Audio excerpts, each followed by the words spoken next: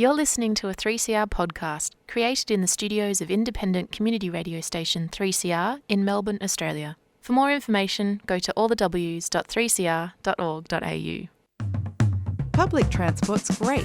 What's not great is that unless you've got a radio with you, you can't listen to 3CR when you're on it. Until now, the Community Radio Plus app lets you listen to us wherever you are. Get on board and search Community Radio Plus wherever you get your apps. Time's on my mind when I had you by my side. Am I thinking loud? Do I want you around? Minds that plot destruction, sorcerer of death's construction. In the fields of bodies burning, as the war machine keeps turning. Death and hatred to mankind, poisoning their brainwashed mind. Welcome to the Anarchist World This Week, broadcast across Australia on the National Community Radio Satellite. Listen to the Anarchist World This Week, Australia's sacred cow slaughterhouse. Listen to analysis of local, national, international events. Listen to analysis you'll never hear anywhere else.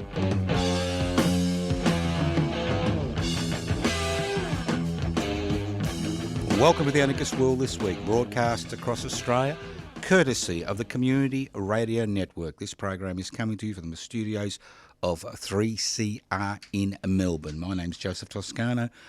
The program is podcast. There's hundreds of podcasts in the Anarchist World This Week. You can listen to. You can go to 3cr.org.au. And if you're wondering what Anarchy is all about, no, not what happened outside the Melbourne Convention Centre during the Festival of Death last week.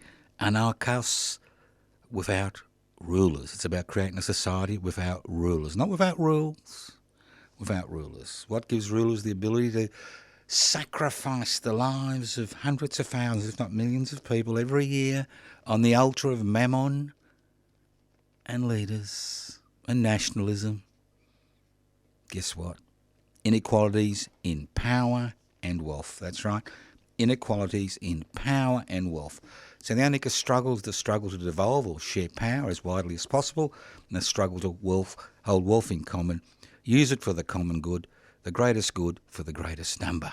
So if you're involved in struggles which devolve power or share power and ensure the common wealth is used for the common good, well then, whether you like it or not, under the definition of anarchy, you're an anarchist. All right, let's move on. Now, the thing about, the 60-second news cycle, it's no longer a 24-hour news cycle, it's a 60-second is, you never learn anything, People give you on-the-spot interpretations of what they think they're seeing, and then it's taken up by the legacy media, social media, and nobody looks at the background. Now, what I'd like to do today in this program initially is look at the story behind the Melbourne Convention Centre Merchants of Death fiasco last week. And the key word is fiasco, because it highlighted the hypocrisy, the ignorance, the stupidity of those that exercise power. Totally. Those we elect and those who make real decisions. Now, the first thing is, just in case you didn't know, and I'm sure most people don't know, the Melbourne Convention Centre Trust is a subsidiary of the Victorian state government. The Victorian state government owns the Melbourne Convention Centre. The trust, the chairperson of this trust is the Mr. John Brumby. I always can't bear myself to say the word honourable before the name of a retired politician.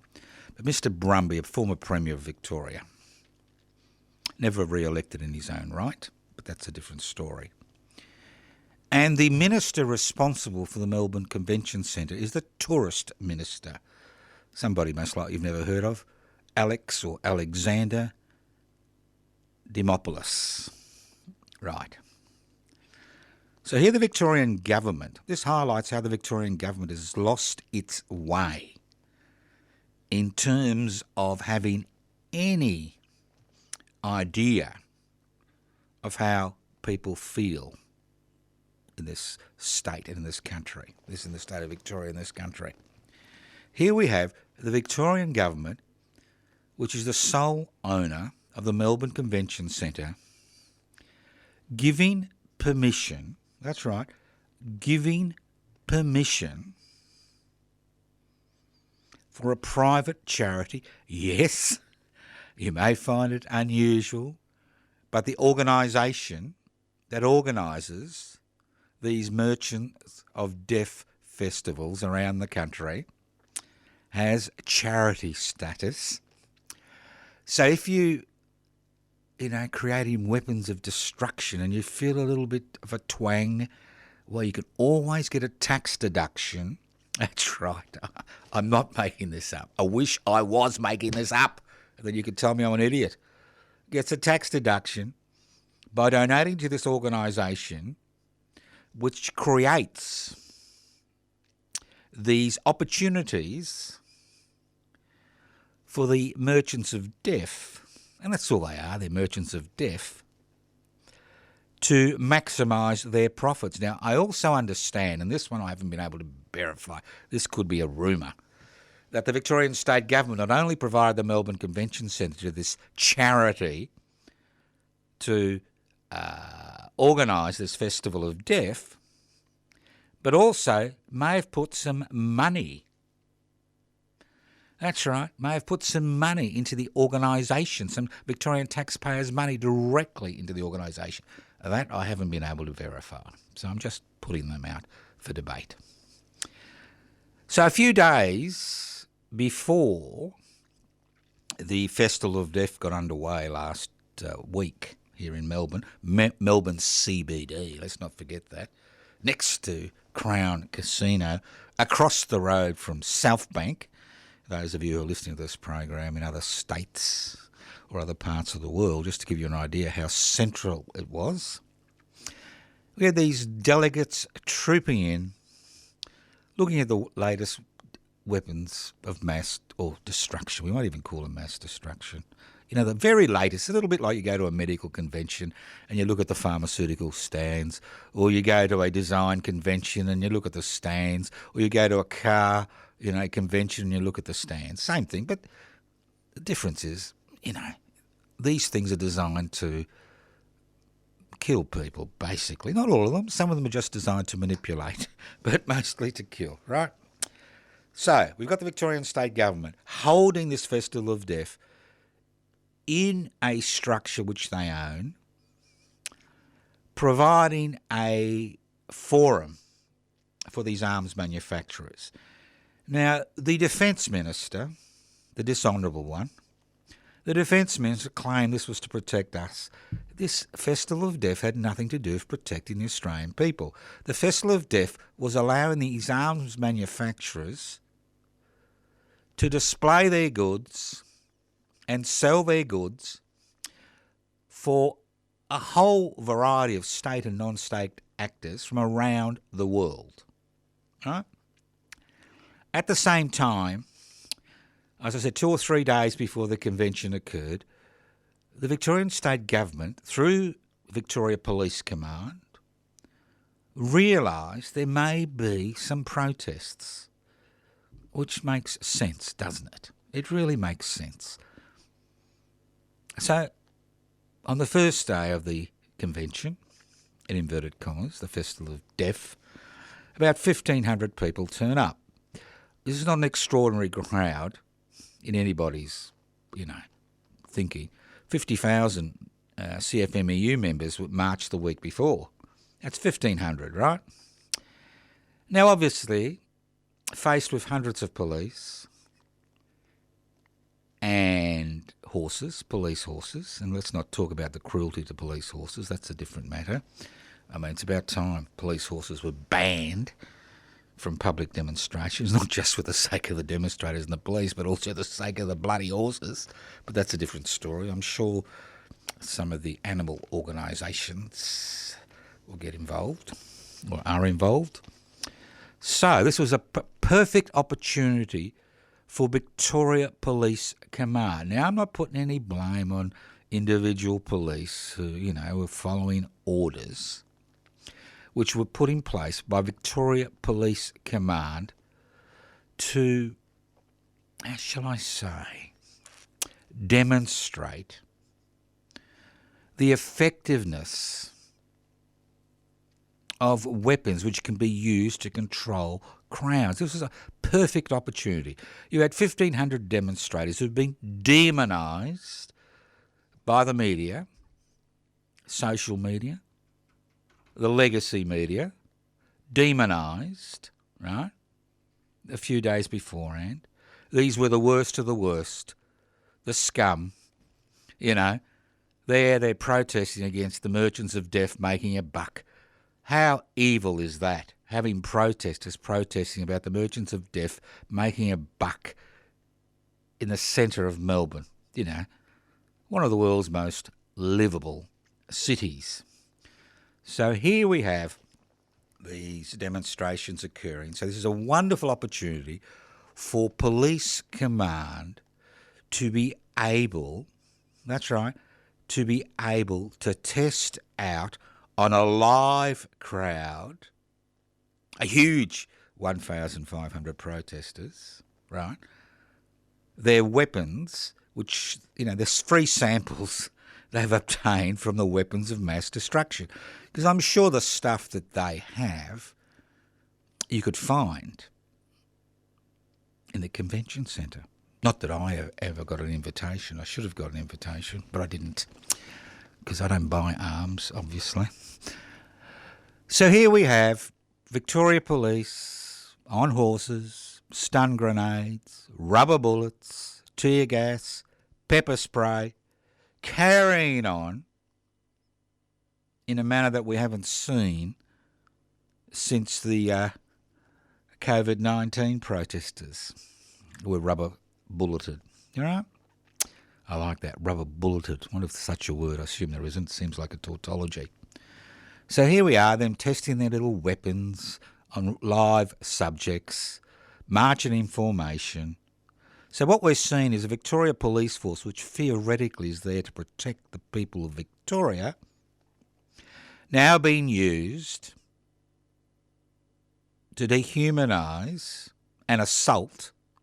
That's right, dehumanise and assault a relatively peaceful protest. And the legacy media, as you'd expect, including the government gelded Australian Broadcasting Corporation, carries on about violence from the protesters. How shocking it is. How disgusting it is. And then we have Victoria Police Command using their, I think about 90, I could be wrong. If I'm wrong, I apologise, people who are employed by the police force to act as media liaison officers to massage things, to feed the chooks, as Bjelke Peterson used to say, feed the chooks the information they require, telling us that 24 police officers had been injured. Be interesting to see what the range of injuries were. I assume most of them were injured when the wind blew the pepper spray the wrong way. But that's a different story. How pathetic. How ridiculous. You know what I found really, really disturbing? Not the fact that Victoria Police Command was willing to use its little toys to attack 1,500 demonstrators. That didn't, that's par for the course. Anybody who's been involved knows that's par for the course. The bigger the demonstration, the less militant the Victoria Police. When there were 50,000, CMFU members on the streets the week before, were nowhere to be seen. But that's a different story. What really pissed me off is where were the mullahs, the priests, the ministers, the rabbis? Where were the churches protesting regarding these weapons of mass, these merchants of death having a festival in the middle of the Melbourne CBD? Where were they? What I found really disgusting is the lack of response by people who should know better, including the Victorian public, who almost to a man and a woman decided it was okay. Have a merchants of death festival in Melbourne. This is the type of shit. If you're going to have armaments manufacturers, showing off their weapons, it's the type of thing you should have in a military barracks, not in the middle of a city. And the fact that it was in a government-owned building, possibly financially supported by the government, maybe they got a deduction, for the rent. It's just an extraordinary situation. If this is a demonstration of a government that has lost its way completely. No wonder the Australian Labor Party finds that it is now fighting on two fronts, the Liberal National Party and the Greens, because they're losing all credibility. It's the same with their housing policy. It's just extraordinary. What an extraordinary situation we find ourselves in 2024. It's as if these people have forgotten their origins. Their origins came from trade union struggle. Their origins came from their losses during the 1891 shearer strike, when they decided to form a political party to represent working people. This government represents nobody, at least at the federal level, although the Defence Minister didn't cover himself with glory. There are things going forward which have something to do with it. It's a little bit like the overreaction, the total pile-on to the construction division of the Construction, Forestry, Mining and Energy Unions a few months ago or 6 weeks ago. Where any other organisation where there are allegations of criminality, the issue is dealt by the courts. It's not dealt by placing an organisation into administration and getting rid of its, many of its office bearers. It doesn't work that way. No wonder there is a challenge in the High Court. Because it seems the Australian Labor Party is so running scared of losing elections, not just at a state level, but now at a federal level, because of its inaction in so many areas, that it's taking its direction from the legacy media. And those of you out there who think it's all about the social media, think again. The legacy media sets the agenda for the day. And if you don't believe me, I've got a little question for you which I want you to ponder. What do Rupert and Gina have in common? What do Rupert and Gina have in common? But that's a different story. We'll go into that later on. Now, I wonder if any of you have heard of Dan Duggan, geopolitical porn. Now, Mr. Duggan has been rotting in an Australian prison now for 2 years. 7 months of that time was spent in solitary confinement. He's rotting not just a normal prison, but a maximum security prison. Now, Mr. Duggan used to be a United States fighter pilot. And he made his way to Australia, married, has got 4 children. And to make a buck, he found himself a decade ago in South Africa, teaching people how to teach fighter pilots. He actually wasn't teaching the fighter pilots himself, he was teaching people. It was a legitimate business, ticked off by the South African government. And 10 years later, the United States, now by this time Mr. Duggan had become a United States citizen, right? No, sorry. By this time Mr. Duggan has renounced his United States citizenship and become an Australian citizen, right? 10 years later, 2022, the American government, long reach of the American government, asked the Australian government to imprison Mr. Duggan because, in their opinion, he had trained Chinese fighter pilots, okay? So there's a geopolitical, battle between the Chinese, the Americans, and poor old Danny Duggan's in the middle, right? Now, look, I'm not taking Mr. Duggan's side, but I find it extraordinary.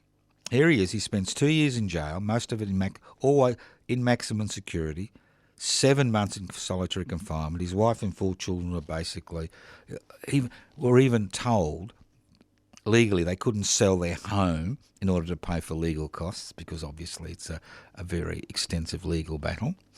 Now, Mr. Duggan's fight to prevent extradition through the Australian courts has failed.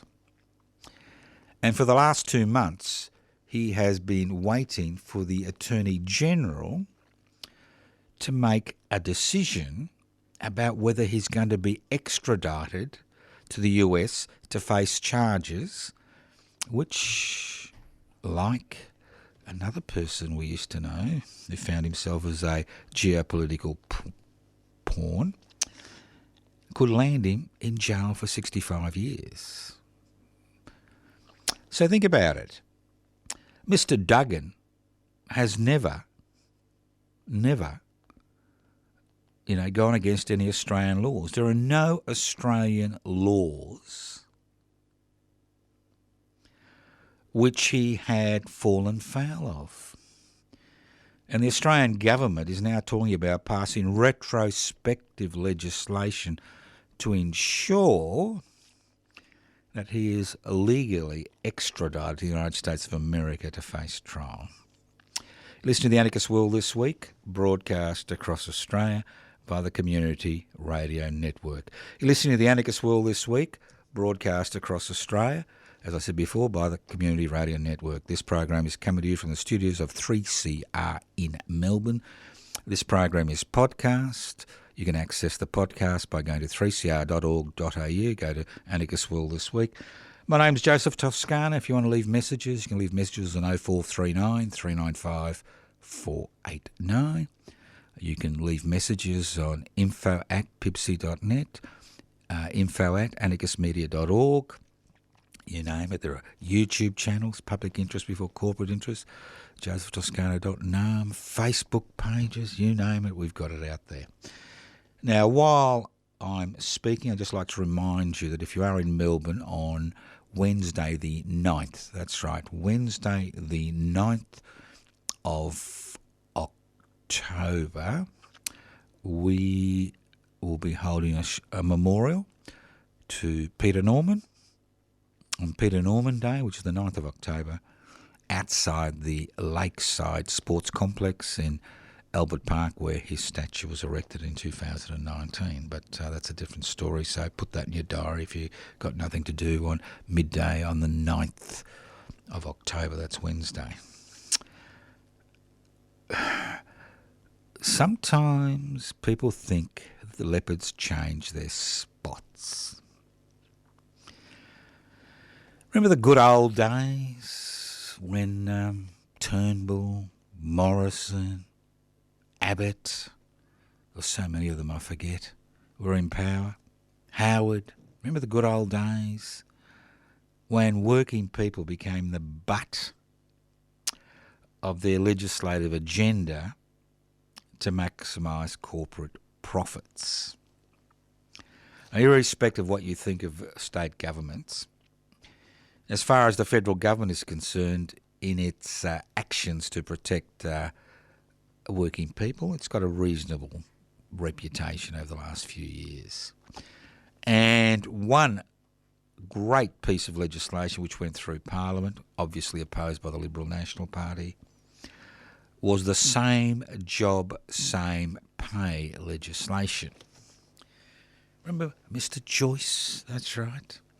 The head of the Qantas. He's enjoying his money now, isn't he? Well, you aren't. Remember the good old days when he fired all these people illegally, the High Court found? And then he brought in these labour hire companies who provided employees at a discounted rate. Well, guess what? The Liberal National Party, as part of its legislative agenda, wants to abolish the same job, same pay legislation, which ensures whether you employ, if you're a corporation or a business, whether you employ somebody directly or somebody via a labour hire company, the money they receive for the same work is the same. There's no differential. Because if there is a differential, then what you see is a wholesale attempt, especially by large corporations, to actually divest themselves of the responsibility of hiring staff and paying them holiday pay, sick pay, you name it, compassionate leave, and a decent wage, an award wage, and actually get all the staff from a labour hire company except maybe for management. So do we want that again? It's a difficult situation you find ourselves in as electors. There are people who don't vote. There are people who vote. And obviously people who vote, it's actually a balancing act. But the trouble is, but most of the legislation which has come through the federal government to protect workers' rights over the last 2.5 years will disappear if the Liberal National Party is voted back into power. And the way things are going, considering how Mr. Dutton's fear-filled agenda is being promoted holus bolus by the legacy media, especially the Murdoch media, you can see what's in store for Australian workers once these people are elected. And the thing is, it's very simple. You make people frightened. When they're frightened, they'll vote for you. Then when you come into power, you do the job you're elected for, which is to keep the corporations in power. It's very simple. This is the Anarchist World this week, broadcast across Australia by the Community Radio Network. My name's Joseph Toscano. I'm hosting today's program. Gaza, the carnage continues, but the fascinating thing is not the fact that we are now walking 41.2 kilometres every day. And what do I mean by that? You know, it's very, very hard to envisage a number like 41,200, isn't it? Well, that's the number of people that have died just in Gaza over the last 11 months. It's very hard to imagine those numbers. I mean, they're just numbers. But the way to look at it is like this. You go for a walk, and every metre there is a body. Every third body is the body of a child. Maybe every 10th body there's a body of a militant. But in between those bodies of militants there are bodies of children, elderly people, women. It's a long walk, 41.2 kilometres. You try it today.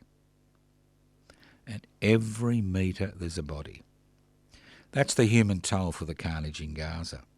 Now, obviously, there was carnage in Israel on the 7th of October. Not denying that. But the fact is, there's a story behind the 7th of October. The Gazan conflict or carnage didn't occur on the 7th of October 2023. We have decades of history of occupation and atrocities. Decades. Now, the current Israeli government, irrespective of the resistance it's receiving from a significant section of the Israeli population, not the majority, but a significant section, now believes the only way they are going to be able to keep themselves in power is to expand the conflict beyond the Israeli borders. And the atrocities which occurred in Lebanon in the last 24 hours highlights that. The fact is, the Israeli government under the war criminal, that's right, he is a war criminal, Netanyahu, addressed the American Parliament, both the Senate and the lower house, the Congress. The only way he can keep himself in his power is to keep extending the war, destabilise the Middle East. Get people to think that their existence depends totally on the ability of the Israeli Defence Forces to neutralise. You love that word? I'm sure the merchants of death in the Melbourne Convention Centre use that word continuously. Neutralise, your opposition. Continues to expand their war into Lebanon, Yemen, Jordan. It's already been extended to the West Bank, to a lesser degree to Jerusalem. So think about, these are strategies which have nothing to do with achieving some type of peace or even a ceasefire, even a temporary ceasefire. These are strategies which are being used to drive a population behind a government which is losing the ability to continue to obtain support from a population which uses conscripts to maintain the integrity of the Israeli state. Think about it. There's been nothing. I wonder if they'll have any medals at the end of this. You listen to the Anarchist World this week. Let's move on. Medical mayhem. I mean, there's two bits to this story. I think the first bit you need to remember is, well, there's three bits. Medical mayhem. Now, I understand. Look, I've been a doctor 49 years. I'll be 50 years next year. But I understand there are moves afoot because of a general practice shortage in this country to open the gates to more doctors who've been trained overseas. Okay? Now, the gates have been opened. I think anybody who receives any public hospital attention or receives attention in a regional or rural network will understand that most of the medical staff at a general practice level that you see these days were trained overseas. Now, why do we find ourselves in this situation? That every time, why do we find ourselves with shortages, whether it's shortages of doctors or engineers or teachers? Why do we find ourselves in this situation in this country? Now, I am positive it is so competitive to get into a medical school in Australia. It's exceptionally competitive. Exceptionally competitive. The problem is that we've got this mentality in this country that it's cheaper to steal, that's right, steal graduates from another country which possibly needs them much more than we do because of the situation they find themselves in, to train our own. Now, how can I say that? Well, it's very simple. First of all, we saw the introduction of fees. And to obtain a medical degree, you need at least $250,000. That's an extraordinary amount you need to pay off, considering that your HECS debt is indexed. It could be $400,000, $500,000 before you pay it off. So that means many people who could do medical training may be turned off by the fact they're going to have this huge HECS debt. But secondly, what we've seen is a contraction of the number of medical graduates which are produced by universities in this country. I'll give you an example. When I graduated in the dim dark ages, 1975, University of Queensland, I think there were about 170 of us for a population of 2 million. In 2010, when I looked at the figures again, there are 100 graduates from the University of Queensland for a population of 4 million. Because those who make decisions regarding employing people realised it is much, much, much cheaper to employ a medical graduate who's been trained overseas than it is to employ an Australian-trained doctor or an Australian-trained engineer or an Australian-trained teacher. I mean, that's been the philosophy. And that's the philosophy because the primary concern we've had as a nation and as a people over the last, 40, 45 years is to maximise profits, irrespective of the human, social, environmental and community damage.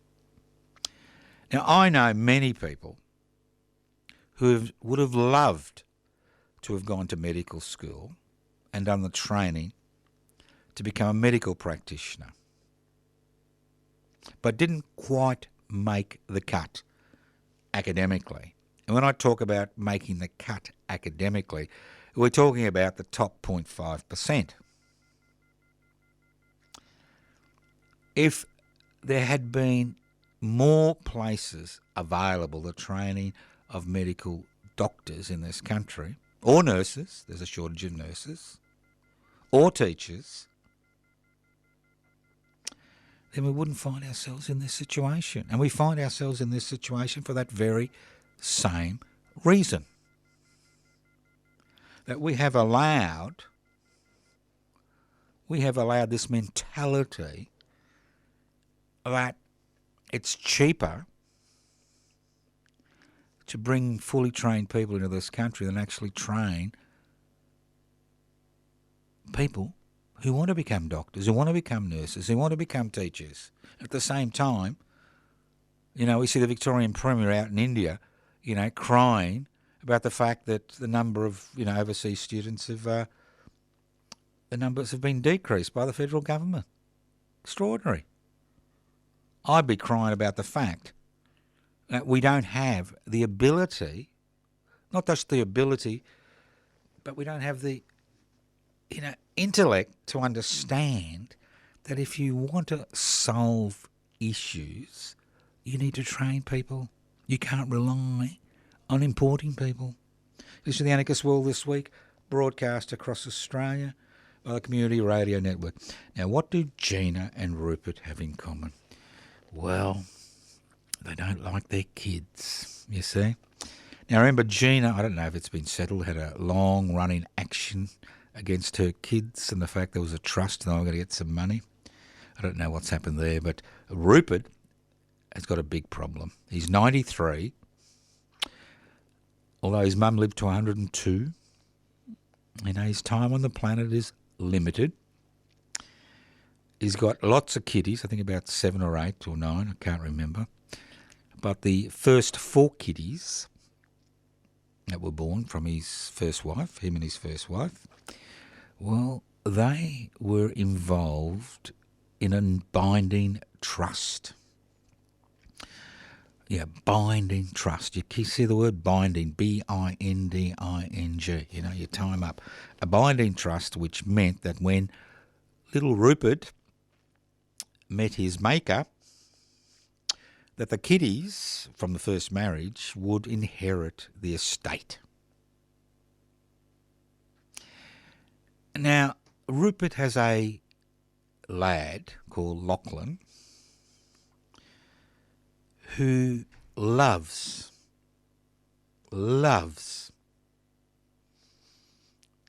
to lord it over us. That's right. Through Fox News, Foxtel, and the rest of the empire. And Rupert is concerned that his other kiddies haven't got the same ideological drive as Lachlan. that somehow they feel that what their father has done is not the right thing. The ascendancy of Trump, the disintegration of the United States of America, the increasing inequalities in our country and around the world as a result of their crap, which is produced, recorded, distributed. And he wants to ensure that when he dies, D-I-E-S, that his favourite son, Lachlan, gets the bulk of the estate so they can continue to put out dribble and garbage and filth masquerading as news through their empire. So what does Rupert do? He tries to tear up the binding agreement which was made to ensure the estate was broken up 4 ways.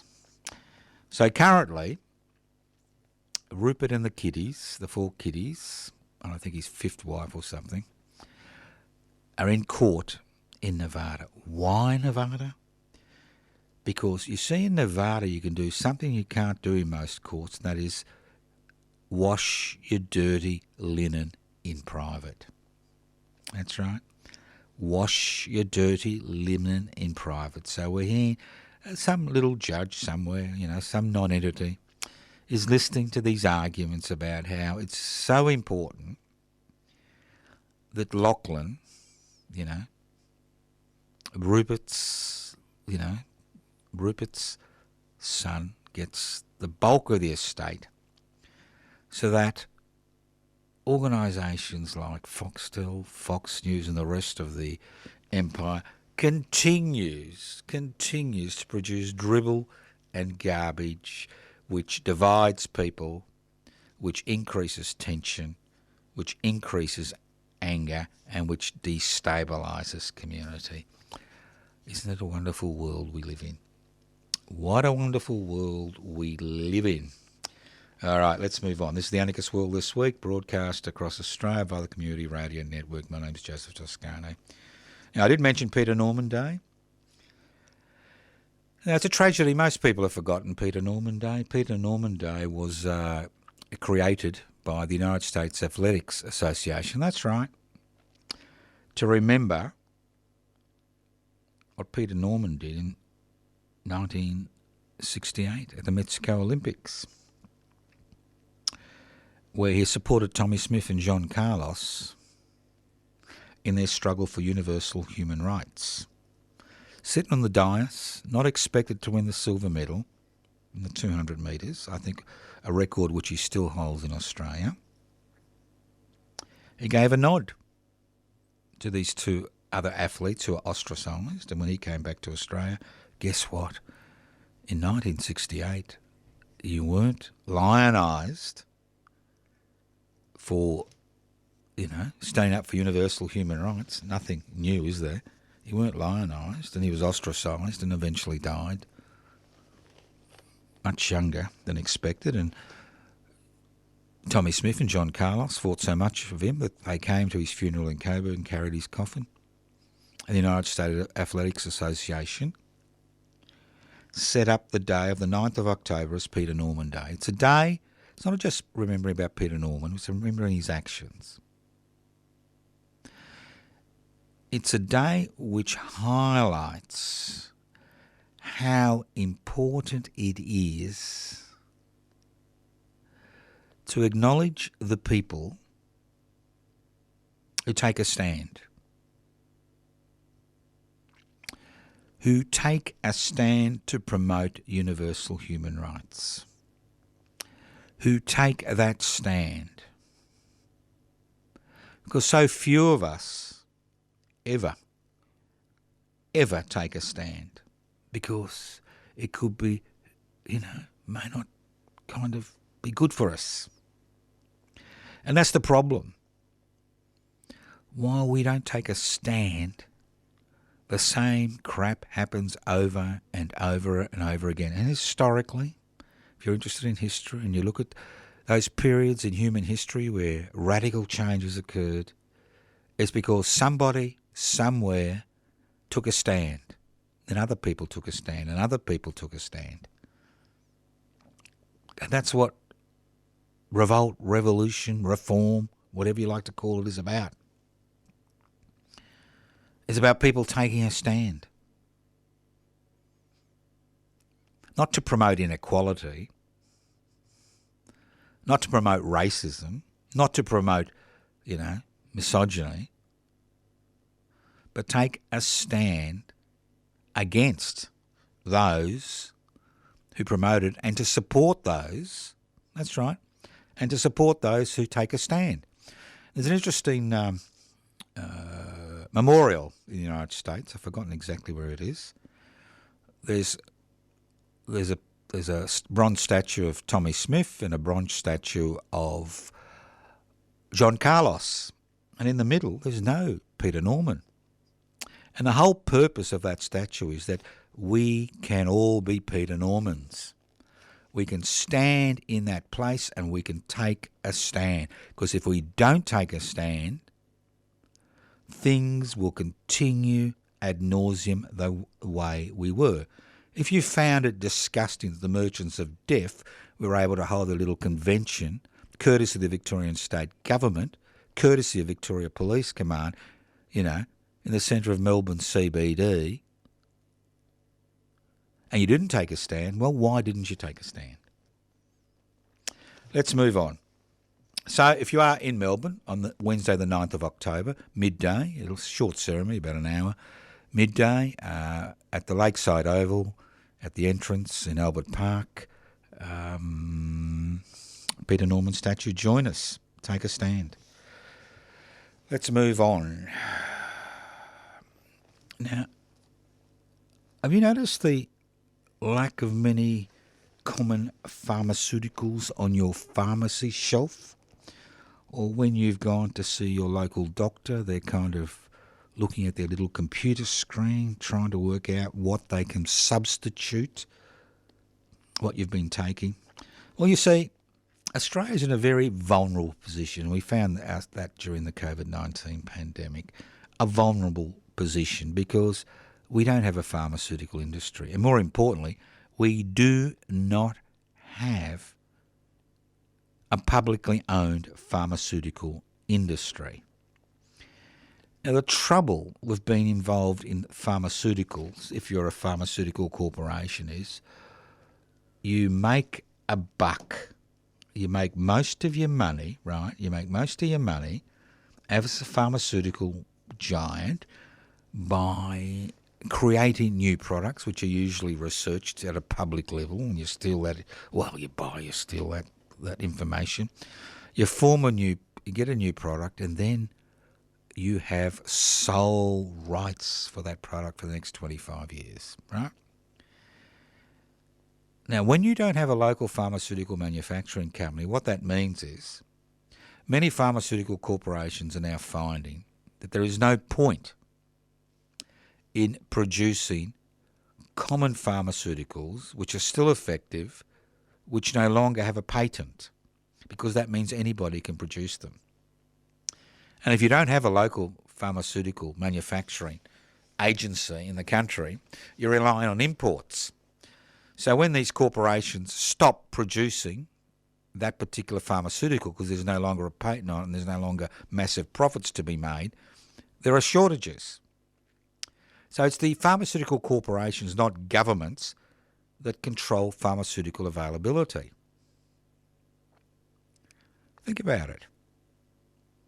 So every time you go to a doctor or a pharmacy and you find that something you've been taking for ages is no longer available, there's a shortage, we've got to rely on imports and they haven't arrived, it's for that very reason. Because pharmaceutical corporations have no legal responsibility to produce anything that doesn't actually maximise profits for their major shareholders. And then when they do produce something, they have a patent on it, well, they charge like wounded bulls. Look at the amount of money which is paid by the Australian government to pay pharmaceutical corporations for medications they have a patent on. For example, COVID-19. 40 capsules. You pay $7, or the full price, what is it, $36? The government pays on your behalf $1,021. That's where the money's made. So when Mr. Keating sold off the Commonwealth Serum Laboratory, which had been created in 1914 by a previous Labor government, you begin to understand why we find ourselves in such a difficult situation. It was sold off, I think, for about $2.56 a share. I think shares are now around $300. If only I'd bought a few thousand shares. Now, last but not least, I want to use the word dignity and compassion. Now, look, I do have compassion. I know it's hard to believe, but I do have compassion for people who have to navigate the public health sector. And it's very difficult to obtain. I mean, in a critical situation, service is brilliant. Not in all cases, but in the majority of cases. But in a non-critical situation, it is a different kettle of fish. Very hard. And I know people want dignity and compassion. But the trouble is, people are not joining the dots. If you want a public health system, or a public ambulance system, or a public education service, or public infrastructure, or a new Commonwealth Serum Laboratory,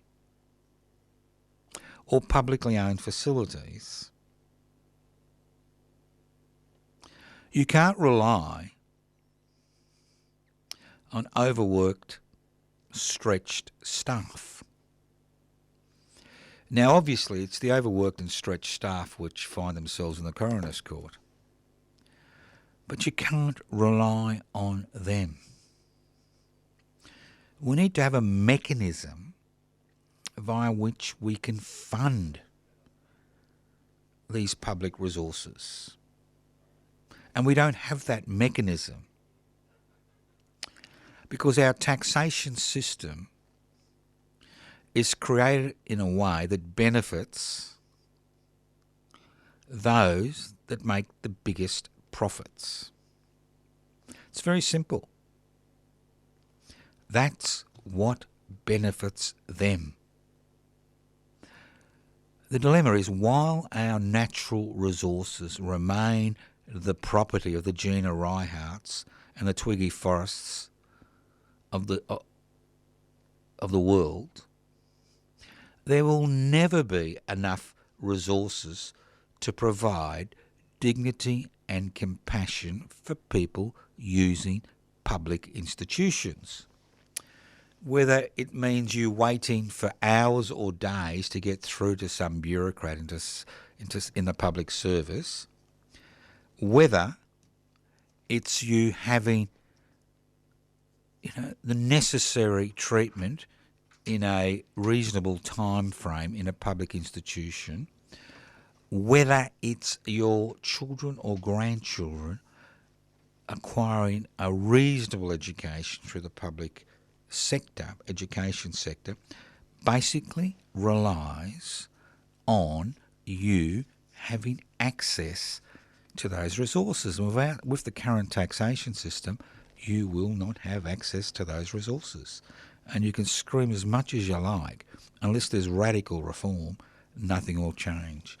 You're listening to The Anarchist World This Week, broadcast across Australia via the Community Radio Network. This program has been streaming live on 3cr.org.au. If you're in Melbourne tonight, which is the 18th of September, invite you to come along to the Young Ireland Revolutionary historical presentation of 1848. How did these revolutionaries find themselves in Van Diemen's Land as convicts? Tonight, Footscray Hotel, 48 Hopkins Street, 6:30pm for a 7pm start. You can leave messages on 0439 395 489. Facebook pages, Joseph Toscano, Toscano for the public. YouTube channels, Public Interest Before Corporate Interest, josephtoscano.nam. You can go to the Anarchist Media Institute website, Public Interest Before Corporate Interest webpage, join today. We don't get members. Corporate interest will always be put before public interest. Thank you once again for listening to The Anarchist World this week on your local community radio station, courtesy of the Community Radio Network. The Anarchist World this week is broadcast across Australia, courtesy of the Community Radio Network. The program comes to you from the studios of 3CR in Melbourne. My name's Joseph Toscano. Thank you once again. Listen to The Anarchist World this week on your local community radio station next week. Listen next. Evil minds that plot destruction, sorcerer of death's construction. An analysis you'll never hear anywhere else. Anarchist World this week. Australia's sacred cow slaughterhouse. 10 a.m. every Wednesday. Listen to The Anarchist World this week for an up-to-date analysis of local, national and international events. Poisoning their brainwashed minds. Oh, Lord, yeah.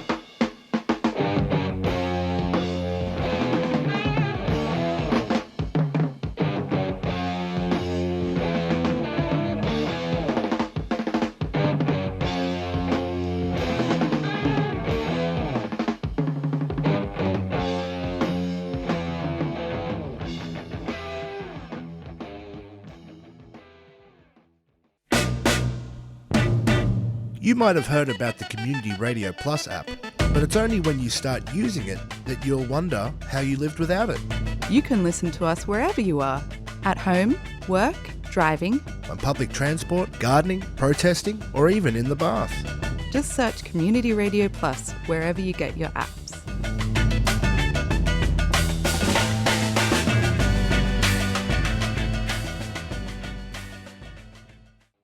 You've been listening to a 3CR podcast produced in the studios of independent community radio station 3CR in Melbourne, Australia. For more information, go to allthews.3cr.org.au.